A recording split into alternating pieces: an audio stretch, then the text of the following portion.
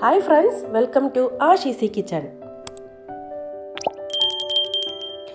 ഇന്നത്തെ നമ്മുടെ വീഡിയോ വളരെ എളുപ്പത്തിൽ തയ്യാറാക്കാൻ പറ്റുന്ന ഒരു ലഞ്ച് റെസിപ്പിയാണ്.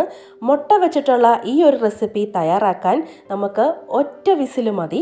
ഇത് വളരെ എളുപ്പത്തിൽ തയ്യാറാക്കുന്നതോടൊപ്പം തന്നെ വായിക്ക് നല്ല രുചിയുള്ളതും, ഒരു പ്ലേറ്റ് കൊടുത്താൽ 2 പ്ലേറ്റ് ചോദിച്ച് വാങ്ങിച്ച് കഴിക്കുന്നതും വീണ്ടും വീണ്ടും തയ്യാറാക്കുന്ന ഈ ഒരു റെസിപ്പി എങ്ങനെയാണെന്ന് കണ്ടു നോക്കാം. അതിനായിട്ട് നമുക്ക് വേണ്ടത് ബസുമതി റൈസാണ്. ഞാനിവിടെ 1 ഗ്ലാസ് ബസുമതി റൈസ് എടുത്തിട്ടുണ്ട്. അല്ലെങ്കിൽ 250 ml കപ്പിൽ 1 കപ്പ് ബസുമതി റൈസ് എടുക്കണം. ഇനി ഇതിലേക്ക് നമുക്ക് 2 ഗ്ലാസ് വെള്ളം ഒഴിച്ച് ഒന്ന് കുതിർത്താനായിട്ട് മാറ്റി വെക്കാം. അരി ഒരു 15 മിനിറ്റ് കുതിർത്താനായിട്ട് വെക്കാം. ആ ടൈമിൽ നമുക്ക് ഒരു പ്രഷർ കുക്കർ അടുപ്പത്ത് വെച്ച് ഒന്ന് ചൂടായി വരുമ്പോൾ അതിലേക്ക് 1 ടേബിൾ സ്പൂൺ അളവിൽ നെയ്യ് അല്ലെങ്കിൽ ബട്ടർ ഇട്ട് കൊടുക്കാം. അടുത്തതായി ഇതിലേക്ക് നമുക്ക് ഏതെങ്കിലും കുക്കിംഗ് ഓയിൽ അല്ലെങ്കിൽ 2 ടേബിൾ സ്പൂൺ അളവിൽ സൺഫ്ലവർ ഓയിൽ ചേർത്ത് കൊടുക്കാം. ഇനി ഇതിലേക്ക് സ്പൈസസ് ചേർത്ത് കൊടുക്കാം. അതിനായിട്ട് കറുവാപ്പട്ട, ഗ്രാമ്പൂ, ഏലക്ക, തക്കോലം, പെരിഞ്ചീരകം, പിന്നെ ബേ ലീഫ് എന്നിവ ഇട്ട് കൊടുത്ത് ഒന്ന് മൂപ്പിച്ചെടുക്കാം. ഇതൊന്ന് ചൂടായി വരുമ്പോൾ അടുത്തതായിട്ട് ഇതിലേക്ക് 1 സവാള നീളത്തിൽ അരിഞ്ഞത്, മീഡിയം സൈസ് 1 സവാള നീളത്തിൽ അരിഞ്ഞതാണ്, അതുകൂടെ ഇട്ട് കൊടുത്തൊന്ന് വരട്ടിയെടുക്കാം. സവാള നന്നായിട്ട് വരണ്ട് വരണം. അതിനുശേഷം ഒരു മീഡിയം സൈസ് കിഴങ്ങ് തൊലി കളഞ്ഞ ശേഷം ഇതുപോലെ കട്ട് ചെയ്ത് ചേർത്ത് കൊടുക്കാം. അടുത്തായിട്ട് നമുക്ക് വേണ്ടത് 1 ക്യാരറ്റാണ്. ക്യാരറ്റും നമുക്ക് ചെറുതായി കട്ട് ചെയ്ത് ചേർത്ത് കൊടുക്കാം. ഇനി ഇതിലേക്ക് ഗ്രീൻ പീസ് ഉണ്ടെങ്കിൽ നമുക്ക് ചേർത്ത് കൊടുക്കാവുന്നതാണ്, അല്ലെങ്കിൽ കിഴങ്ങും ക്യാരറ്റും മാത്രമാണെങ്കിലും മതി. ഇതൊന്ന് വരട്ടിയെടുക്കാം. ഇനി ഇതിലേക്ക് നമുക്ക് 2 പച്ചമുളകാണ് ചേർക്കേണ്ടത്. പച്ചമുളക് എരിവിനനുസരിച്ച് 2 3 ചേർത്ത് കൊടുക്കാം. ഇനി ഇതിലേക്ക് ഇഞ്ചി വെളുത്തുള്ളി പേസ്റ്റ് ചേർക്കണം. ചെറിയ കഷ്ണം ഇഞ്ചിയും ഒരു 3 അല്ലെങ്കിൽ 4 അല്ലി വെളുത്തുള്ളിയും ചതച്ചതിലേക്ക് ഇട്ട് കൊടുക്കണം. പച്ചമണം മാറുന്ന വരെ ഒന്ന് വരട്ടിയെടുക്കാം. ഇനി ഇതിലേക്ക് നമുക്ക് ഫ്രഷ് ആയിട്ടുള്ള കറിവേപ്പിലയും കൂടി ഒന്ന് ഇട്ട് കൊടുക്കാം. ഇതൊന്ന് വാട്ടിയെടുത്ത ശേഷം മസാലപ്പൊടികൾ ചേർത്ത് കൊടുക്കാം.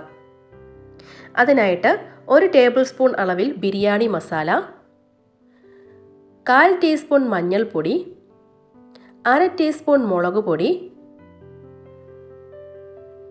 1/4 ടീസ്പൂൺ ഗരം മസാല, 1/2 ടീസ്പൂൺ മല്ലിപ്പൊടി എന്നിവ ചേർത്ത് കൊടുത്ത് പച്ചമണം മാറുന്നവരെ ഫ്ലെയിം സിമ്മിലിട്ട് കൊടുത്ത് നമുക്കൊന്ന് മൂപ്പിച്ചെടുക്കാം.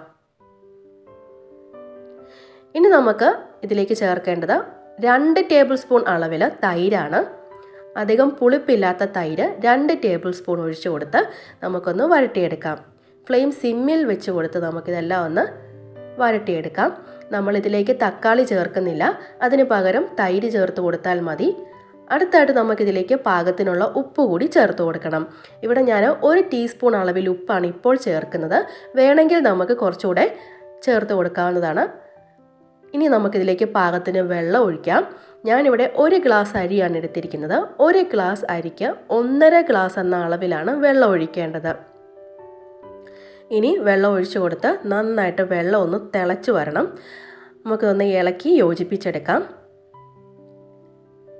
ഇനി ഇതിലേക്ക് നമുക്ക് 1 പിടി പുതിന ഇല, 1 പിടി മല്ലിയില എന്നിവ ചേർത്ത് കൊടുക്കാം.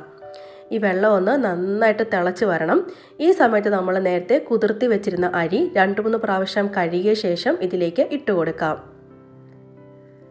വെള്ളം കളഞ്ഞ് അരി ഇതിലേക്ക് ഇട്ട് കൊടുക്കണം. അരി ഇട്ട് കൊടുത്ത ശേഷം ഒന്ന് ഇളക്കി യോജിപ്പിച്ച് ഉപ്പ് പാകത്തിനാണോ നോക്കണം. ഞാനിവിടെ 1/2 ടീസ്പൂൺ ഉപ്പും കൂടെ ചേർത്ത് കൊടുത്തിട്ടുണ്ട്. ഇനി ഫ്ലെയിം ഒന്ന് സിമ്മിലാക്കി കൊടുത്ത ശേഷം ഇതുപോലെ മുട്ട ഓരോന്നായിട്ട് ഇതിൻ്റെ മുകളിലേക്ക് ഒഴിച്ചു കൊടുക്കാം. മുട്ട ഡയറക്റ്റായിട്ട് പൊട്ടിച്ചൊഴിച്ചു കൊടുക്കാതെ ഇതുപോലൊരു പാത്രത്തിലാക്കിയിട്ട് ഇങ്ങനെ ഓരോന്നായിട്ട് ഒഴിച്ചു കൊടുത്താൽ മതിയാകും. നമ്മൾ സാധാരണ എഗ് ബിരിയാണി അല്ലെങ്കിൽ എഗ് പുലാവൊക്കെ ഉണ്ടാക്കുമ്പോൾ നമ്മൾ മുട്ട വേറെ സെപ്പറേറ്റ് പുഴുങ്ങിയൊക്കെയല്ലേ ചെയ്യുന്നത്. പക്ഷേ ഇങ്ങനെ ഒന്ന് തയ്യാറാക്കി നോക്കൂ, സൂപ്പർ ടേസ്റ്റ് ആയിരിക്കും. ഒരു വെറൈറ്റിയാണ്. കുട്ടികൾക്കും മുതിർന്നവർക്കും ഒക്കെ തന്നെ ഇതൊരു വെറൈറ്റി ആയതുകൊണ്ട് ഒരുപാട് ഇഷ്ടമാവുകയും ചെയ്യും. ഇനി ഇതിൻ്റെ മുകളിലേക്ക് കുറച്ച് ഉപ്പ് കൂടി വിതറി കൊടുക്കുന്നുണ്ട്. അടുത്തതായിട്ട് ഇതിൻ്റെ മുകളിലേക്ക് കുറച്ച് മുളക് പൊടി വിതറി കൊടുക്കാം. ഇനി നമുക്കിതിൻ്റെ മുകളിലേക്ക് കുറച്ച് കുരുമുളക് പൊടിയാണ് ഇട്ട് കൊടുക്കേണ്ടത്.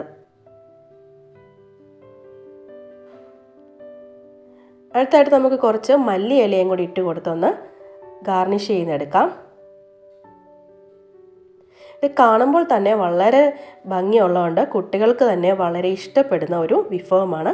ഇനി നമുക്ക് കുക്കർ അടച്ച് വെച്ച് ഫുൾ ഫ്ലെയിമിൽ വെച്ച് കൊടുത്ത് ഒറ്റ വിസിലടുപ്പിച്ച് വേവിച്ചെടുക്കാം. ഇപ്പോൾ കുക്കറിൻ്റെ വിസിലൊക്കെ പോയിട്ടുണ്ട്. നമുക്ക് തുറന്ന് നോക്കാം. നല്ല ചൂടായിട്ടുള്ള ആവി പറക്കുന്ന മുട്ട ബിരിയാണി ഇവിടെ തയ്യാറായിട്ടുണ്ട്. നമ്മൾ മുട്ട ഇതുപോലെ പൊട്ടിച്ചൊഴിച്ച് തയ്യാറാക്കിയിരിക്കുന്നത് കൊണ്ട് നമുക്ക് വേറെ സെപ്പറേറ്റ് സൈഡ് ഡിഷിൻ്റെ ആവശ്യമൊന്നും തന്നെയില്ല. വേണമെങ്കിൽ നമുക്ക് സാലഡ് കൂട്ടി കഴിക്കാവുന്നതാണ്. ഇവിടെ 1 ഗ്ലാസ് അരിക്ക് 4 മുട്ടയാണ് എടുത്തിരിക്കുന്നത്. ഇത് 4 പേർക്ക് നല്ലതുപോലെ കഴിക്കാനുള്ളതുണ്ട്. നമ്മൾ തൈര് ചേർത്ത് തയ്യാറാക്കിയിരിക്കുന്നത് കൊണ്ട് തന്നെ ചോറ് ഒന്നൊന്നിൽ തൊടാതെ തന്നെ കിട്ടിയിട്ടുണ്ട്.